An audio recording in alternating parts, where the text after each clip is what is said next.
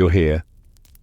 That means something. Maybe the day was loud, maybe the bed is quiet, maybe your mind has decided it wants to wander somewhere.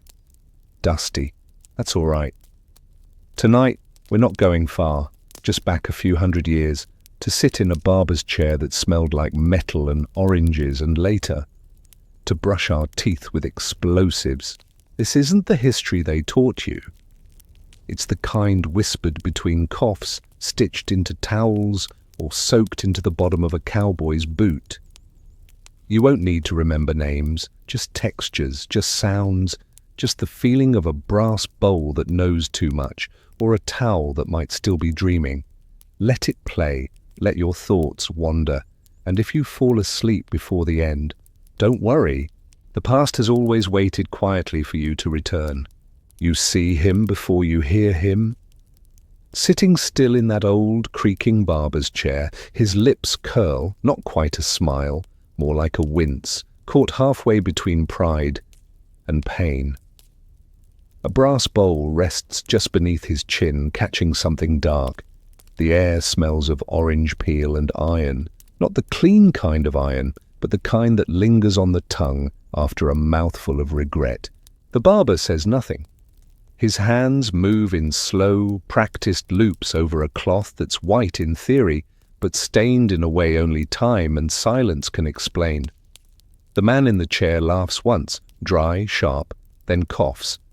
Something thick lands in the bowl. Nothing here moves quickly. Even agony cues up politely. Even secrets bleed with restraint. Some came to be shaved, some came to be cut, and others just wanted to feel something warm leave them slowly. It was elegant, in a starving sort of way. As if letting blood run down your collar was a gentleman's version of staying in control. Even as you emptied, you could still pretend you chose it. It was technically a barbershop, but it smelled more like a place where something had gone missing. The walls were stained with the patience of old steam. A cracked mirror leaned just slightly to the left, never quite reflecting you the way you remembered yourself. Hanging from a row of hooks, razors curved like question marks. Scissors that clicked softly, even when untouched. And a strap of leather darkened by 100 unspoken shaves. On the counter sat a tin of pomade, next to a vial of something vaguely labelled tonic, and a tooth someone had forgotten to take with them. The chair wasn't just for grooming. It reclined just enough to expose a throat, to stretch an arm for bleeding, to allow a jaw to slack open before a tooth was pulled, not out, but away from its memory. Some barbers advertised 3 services: trim, bloodletting, extraction. Sometimes all 3 in a single visit, served with a towel and a quiet nod.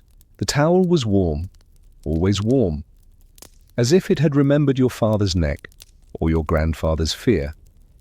No one questioned the dual purpose. In that era, precision was rare, and comfort was optional. You didn't go there to be healed. You went there to surrender. The regulars came on Thursdays. Some walked, some limped. A few were carried, on the promise that they'd walk out lighter. They weren't there for haircuts, not really. They came with headaches, swollen joints, bad dreams, and the barber would nod slowly, as if illness were just another knot in the hair. One man, silversmith, ex-soldier, something in between, spoke only to the bowl.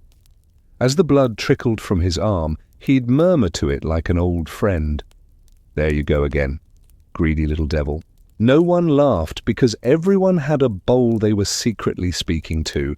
Some just did it out loud. There was comfort in the ritual. You sat, you breathed, you bled, and when it was over, you paid in coin or silence. The chair didn't creak for just anyone. It seemed to recognize who'd been there before, the way old shoes remember a limp, or how wallpaper curls toward old hands. No one asked how much blood was enough. They only asked, "Is this where it hurts?" And the barber, he always knew where to press. Back then, sickness didn't come from germs. It came from imbalance, too much bile, too little wind, or, most famously, bad blood, not metaphorically. They meant it literally, a darkness inside your veins that made your thoughts heavy, your dreams sharp, and your teeth ache at night. The cure was simple. You opened the skin and let it out. The barber understood this. He didn't study books. He studied faces. The way someone scratched their elbow or blinked too often could mean the blood was restless. So he reached for the razors. They hung in a perfect line, gleaming, gentle in appearance, but designed for interruption. Each blade had its own name, though only the barber knew them. One was called Whisper. One was called Regret. He chose based on your temperament, not your symptoms. Men came in angry, left pale. Women came in dizzy, left with ringing ears and soft gratitude. It wasn't about cutting deep, it was about cutting right. No anesthesia, no apology. Just a bowl, a cloth, and a theory. That pain, if drained correctly, could purify character. And that silence afterward? It was the sound of better blood, learning how to behave. Hair was not just hair. It was memory, ritual, vanity, and sometimes a very quiet rebellion. The barber had a reputation, not just for his razors, but for the way he could braid secrets into someone's scalp without anyone noticing. Women would arrive with blank expressions, leave with buns twisted just so, and a coded knot tucked beneath the third loop. To most, it was just style. To some, it was strategy. You see, in colonial towns, letters could be burned, tongues could be cut, but hair passed checkpoints. One braid meant he's still alive. A silver ribbon meant don't meet at the dock. A reverse twist said change the plan. The barber never asked what the messages meant. He just worked the comb through in silence, fingers careful, the way a priest handles confession. And when someone asked why he didn't charge more, he simply said, because truth travels better when it's cheap. At night, he swept the fallen strands into a tin box, and sometimes, when no one was looking, he'd sniff them, just once, as if to remember who the lie had belonged to. It was always folded, neatly. The way one might fold a letter that no one was ever meant to read. The towel sat on the shelf, off-white, creased down the middle as if it had been held shut for centuries. He used it for everything, to wipe the razors, to press against open skin, to muffle a scream that didn't want to be remembered. They said it used to be blue, but now it was the color of old teeth with spots that looked like maps, somewhere between bruises and borders. No one touched it but him, not even the apprentices. Once a boy tried, just to move it. His hands wouldn't stop shaking for 2 days.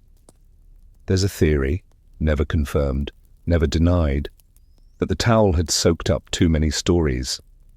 That cloth could hold memory like marrow. That some fibers don't dry, they haunt. And yet he never replaced it. Some tools, he said, only work if they remember what they've done. It was never empty. Even when scrubbed clean, the brass bowl always seemed to hold something. It sat beneath every chin like a listener. It never interrupted. It just waited for what the lips wouldn't admit, but the veins were willing to confess. Blood doesn't lie, it doesn't flatter, it pours. And the bowl received it all with a kind of quiet reverence. He never changed bowls, never upgraded. The rim was dented on one side, the base slightly warped, from heat, or maybe from truth. Some said the bowl could tell when someone was lying. Sometimes the barber would stare into it a little too long, as if reading tea leaves, except red and warm and undeniably human. And sometimes, just sometimes, when the shop was closed and the moon hung low through warp light, it reminded him of a man deciding whether or not to keep living. He was too careful. That's what made people nervous. His hands moved slowly, precise, almost kind. He tied the apron with a softness that felt rehearsed. He wiped the blade like it was porcelain. And when he touched your neck to steady you, his fingers barely grazed the skin. Most said it felt good, too good. In a town used to rough hands and rushed jobs, gentleness became suspicious.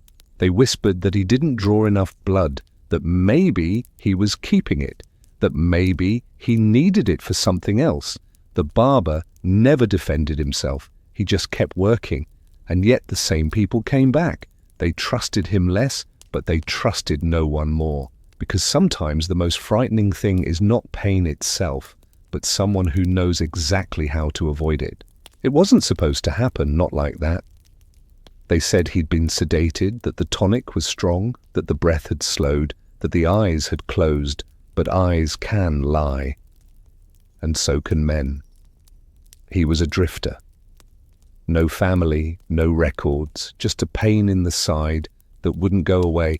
They brought him to the barber because he had the cleanest tools and the steadiest hands. It started like any other procedure, a cut, a cough, a pause. But then he moved. Not much, just a twitch, a knuckle tightening around the chair's arm. But once you see a man flinch under the knife, you can't unsee it. They kept going, because they had to.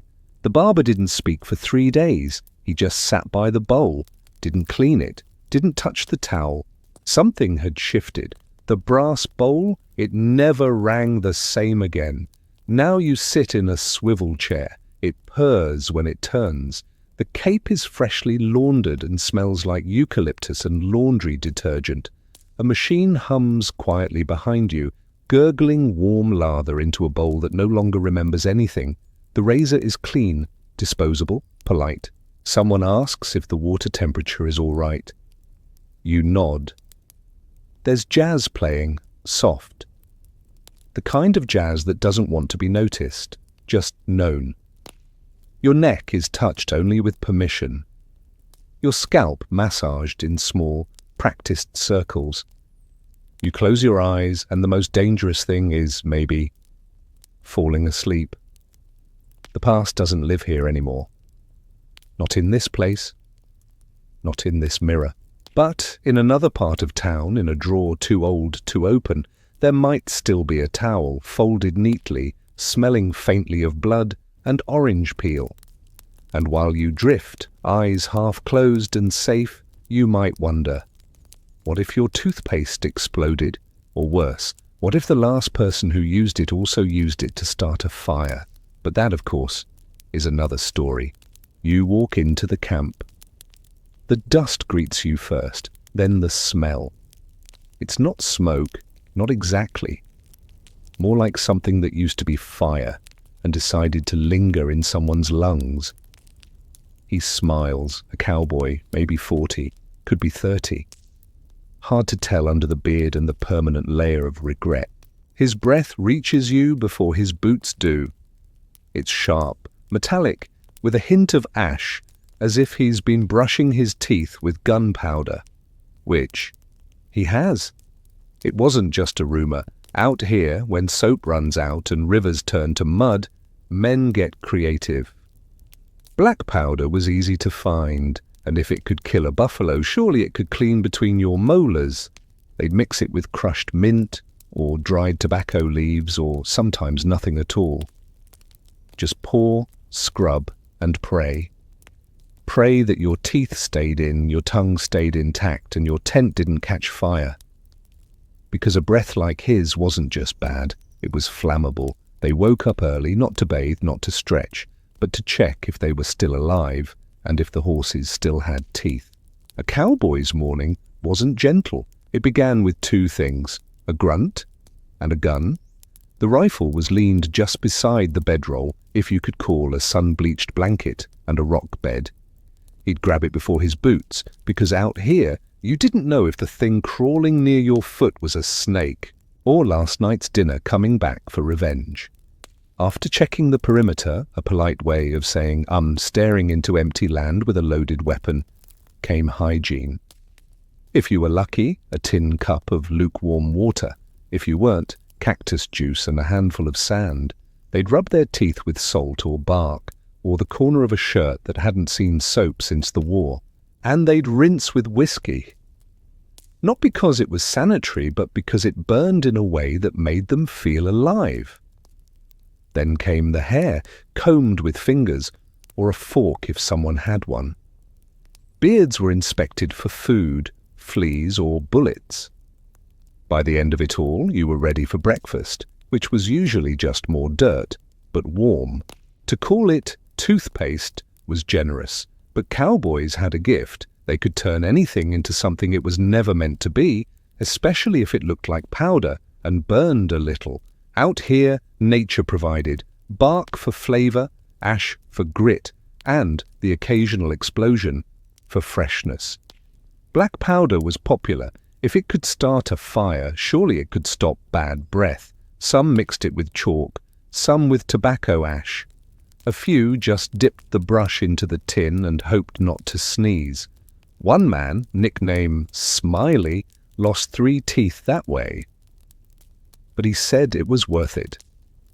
His smile, he claimed, could clear a room faster than his pistol. Then there was baking soda, a rare treasure, usually stolen from someone's dead wife's kitchen. When applied to the teeth, it fizzed slightly, which made it feel like it was working, or that your gums were begging for mercy. Mint. If you found mint, you didn't waste it on your mouth. You stuffed it in your boots to keep the rats out. Some even tried gun oil, shined the barrel, then the molars. If it left you feeling clean and slightly flammable, they called it hygiene.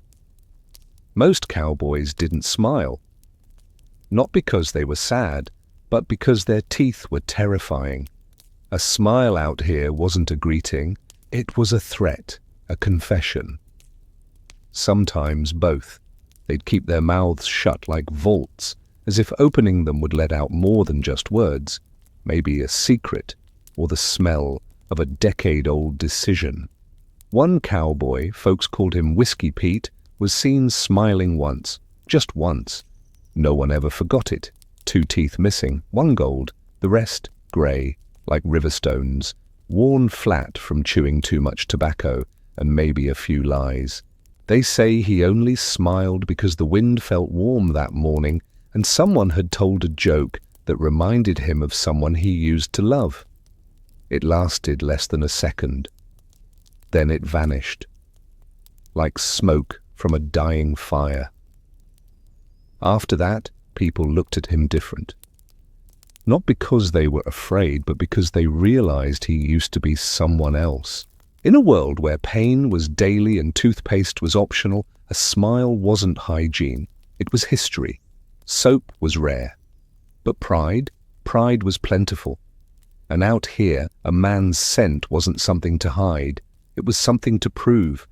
The stink of a cowboy told a story, where he'd been, what he'd eaten, who or what he'd fought for breakfast. Some carried the scent of old leather and salt beef. Others reeked of whiskey breath and regret. And one man, well, they said his smell arrived 5 minutes before he did, like a warning bell wrapped in armpit. Bathing was considered suspicious. What were you trying to wash off? Guilt? Weakness? Civilization? A man who smelled too clean was either from the East or hiding something. Instead of soap, they had solutions. Melted bear fat rubbed into the chest like cologne. Charcoal dust slapped under the arms like courage. And mint leaves tied to the ankles to trick the nose on approach. It wasn't about smelling good, it was about smelling earned. Because in the Old West, if you walked into a room and nobody flinched, you hadn't lived hard enough. Some stories weren't written down, not because they weren't important, but because they smelled too bad to survive paper. It began with a bet.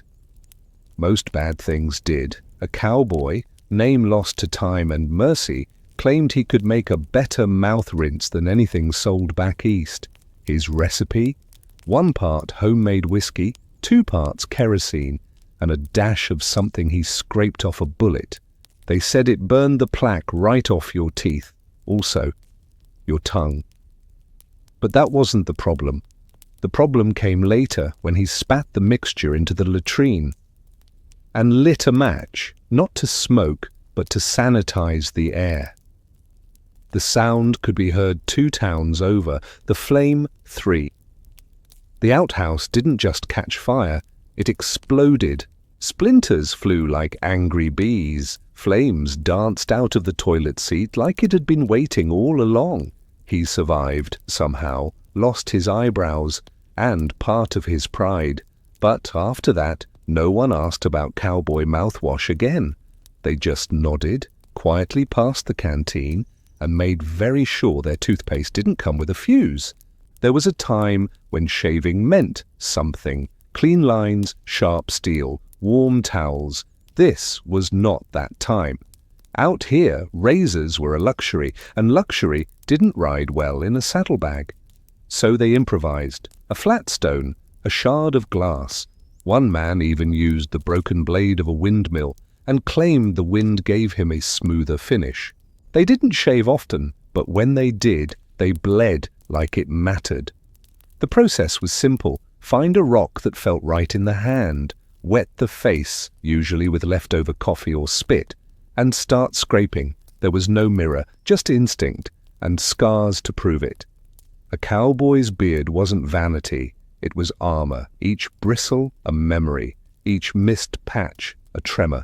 One story tells of a man who shaved every Sunday without fail. No matter how dusty the trail, how bad the storm, he'd pull out his rock, his rag, and his silence. They say he wasn't trying to look good, he just wanted to remember what his face used to be.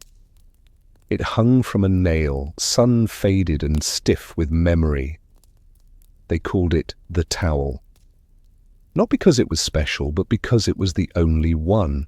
Rough as burlap, frayed at the corners, it smelled like everything. Dust, horses, smoke, and time. Each morning someone used it, to wipe their face, to clean a razor, to dry blood or butter, or something in between. There was no rotation system, no cleaning schedule, just silent agreement. You didn't ask what it had been through. You just hoped you got to it early. It had seen 50 faces, maybe more, some long gone, some buried not far from the riverbed. And still it hung there, swaying gently in the breeze like it was listening, or waiting to be picked last. No one dared throw it away, not because it was sacred, but because it had absorbed too much. And maybe, in some quiet, cloth-woven way, it knew things, the kind of things no man wanted to dream about. Especially while shaving. It started with a cough, then another, then 20. The camp got quiet in that particular way only fear can invent. They didn't know what it was, but they knew what not to trust. And at the top of that list was soap. When people began dying, some blamed the wind, others blamed city sickness. But a few pointed at a bar of soap someone had brought west in a saddlebag, wrapped in silk. It smelled like lavender and fear. Too clean, too soft, too wrong. They said it stirred up old germs, woke things that had settled into the dirt, that its foam got into places it didn't belong, like lungs and dreams. One cowboy tossed it into the fire. The flame hissed. A man died that night. The timing didn't help. Soon, soap became suspect. Men started rubbing themselves with ash again, smelling like wood smoke and denial. The plague took 23 men and 1 mule. The mule had no name, but a better scent than most. Eventually, it passed, as most plagues do. But no one ever used lavender again. Tonight, you'll brush your teeth in silence. The light will be soft. The mirror will be kind. And the water, warm, clean, waiting just for you. You'll squeeze a line of minty foam onto a brush, designed by dentists and polished by engineers. It will hum, maybe. Vibrate gently, like it's proud of you. You'll spit into porcelain, white, smooth, forgiving. No fire, no ash, no scent of black powder or panic. And maybe, for just a moment, you'll remember that somewhere, not so long ago, a man cleaned his teeth with gun oil and prayed he'd wake up with all of them. You'll run your tongue along a row of miracles and taste nothing but mint. And when you lie down, tucked in, quiet, safe, you'll close your eyes not from exhaustion or fever, but from peace. You'll dream gently, like someone who's never shared a towel with 50 other men.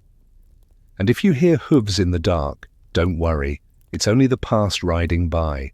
And now, it's quiet again, the razors are clean, the brass bowl is empty, and somewhere in the desert, a half-burned towel finally gets to rest. You're clean now, not just in the teeth, but in the timeline. You've bled with barbers, laughed with cowboys, and survived toothpaste that probably violated at least 3 modern laws. And maybe, just maybe, you've started to enjoy the parts of history that don't win awards, the strange ones, the ones left in footnotes, the ones we only talk about after dark. If you're still here, thank you. If you're already asleep, you're exactly where you're supposed to be. We'll be waiting for the next night you need to wander, because there are still so many stories too odd for daylight.